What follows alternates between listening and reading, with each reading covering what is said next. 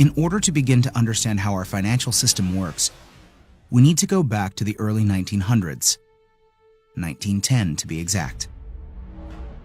Everyone at some point in their lives has heard of the Federal Reserve, but most likely don't understand what it is or how it works.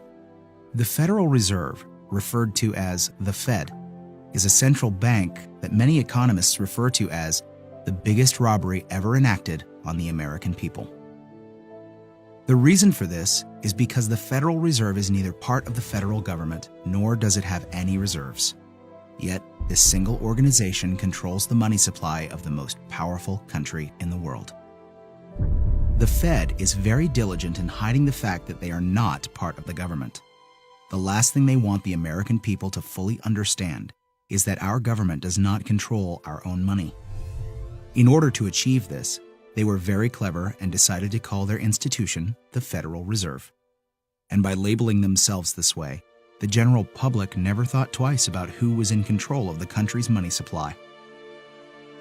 If the Federal Reserve is not part of the government, then who controls this private organization and how did this come to be?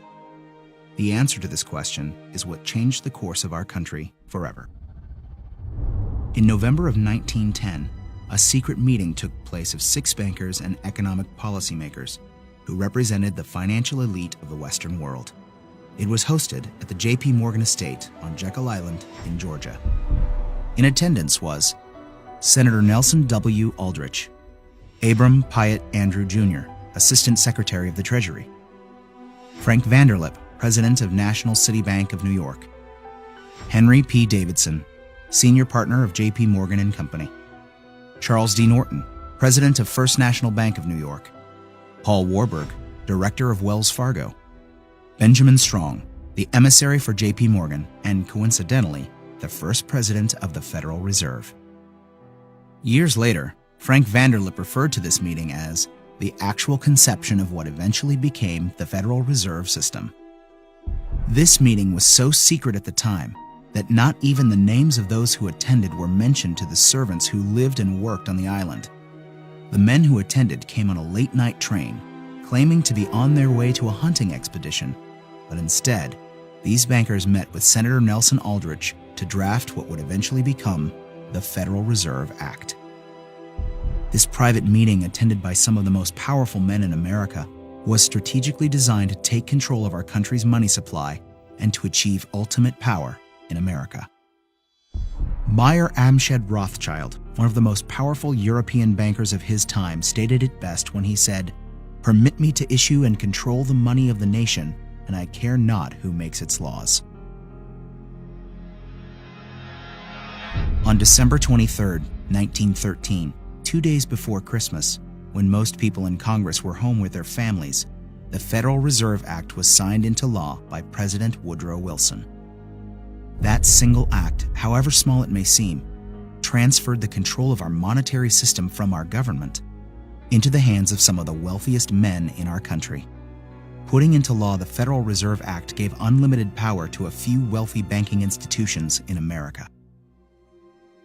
The Fed has the power to issue currency, manipulate interest rates, and run secret bailouts.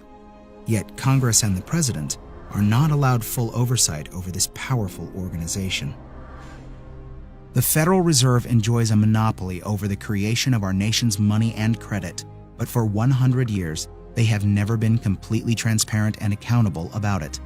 And we don't have to look back too far from today to see what it looks like in real life. When testifying before Congress in 2009, Fed Chairman Ben Bernanke refused to disclose which institutions received trillions of dollars in these bailouts and loans, or give our representatives details about what deals were being made. So my question to you is, will you tell the American people to whom you lent $2.2 trillion of their dollars? Will you tell us who got that money and what the terms are of those agreements? Hundreds and hundreds of banks, any bank or that has access to the U.S. Federal Reserve's discount. Will you tell us who they are? No. In an interview with Treasury Secretary Timothy Geithner, he makes the stunning assertion that conducting a full audit of the Federal Reserve, something never before done in its 100-year history, is a line that we don't want to cross. To be denied full transparency of these transactions after U.S. taxpayers contributed over $16 trillion to these bailouts and loans is unthinkable and unconstitutional. It is our right as American citizens to know where our money is being spent. It's very ironic that if you don't give the IRS full transparency with your finances, you go to jail. But if you're a private organization of elite bankers that controls the money supply of a country, you're free to do as you please without full oversight. This private organization is arrogant in the fact that the same accounting laws that apply to the rest of America do not apply to them.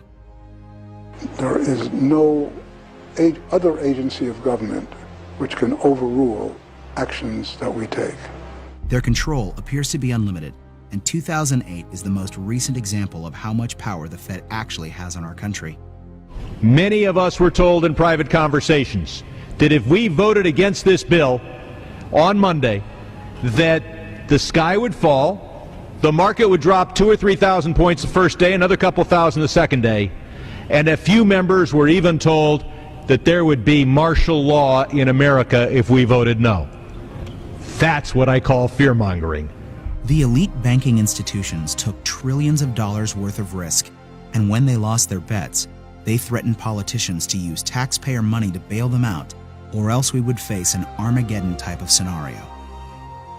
This historic change of power in America is again why many economists refer to it as the biggest robbery ever enacted on the American people.